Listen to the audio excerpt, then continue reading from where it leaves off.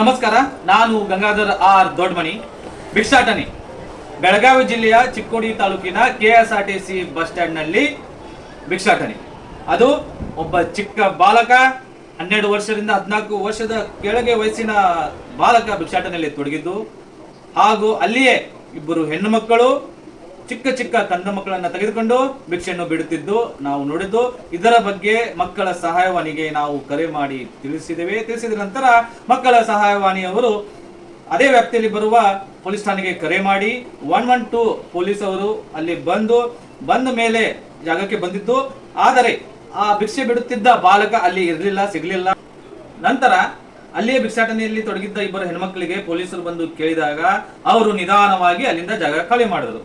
ಆಮೇಲೆ ನಾವು ಮತ್ತೆ ಪುನಃ ಮಕ್ಕಳ ಸಹಾಯವಾಣಿಗೆ ಕರೆ ಮಾಡಿದ್ರು. ಇದ್ರ ಬಗ್ಗೆ ಏನಾಯ್ತು ಅಂತ ಕೇಳಿದಾಗ ಅವರು ಹೇಳಿದ್ದು, ಈಗ ಅವರು ಸಿಗಲಿಲ್ಲ ಅಂದರೆ ನಾವು ಪುನಃ ಅಲ್ಲಿ ಬಂದು ನೋಡಿ ಆ ಬಾಲಕ ಭಿಕ್ಷಾಟನೆಯಲ್ಲಿ ತೊಡಗಿದ್ದರೆ ನಾವು ರೆಸ್ಕ್ಯೂ ಟೀಮ್ ಅನ್ನು ಕಳಿಸಿ ಆ ಹುಡುಗನ್ನು ರಕ್ಷಣೆ ಮಾಡುತ್ತೇವೆ ಎಂದು ಹೇಳಿದ್ದಾರೆ.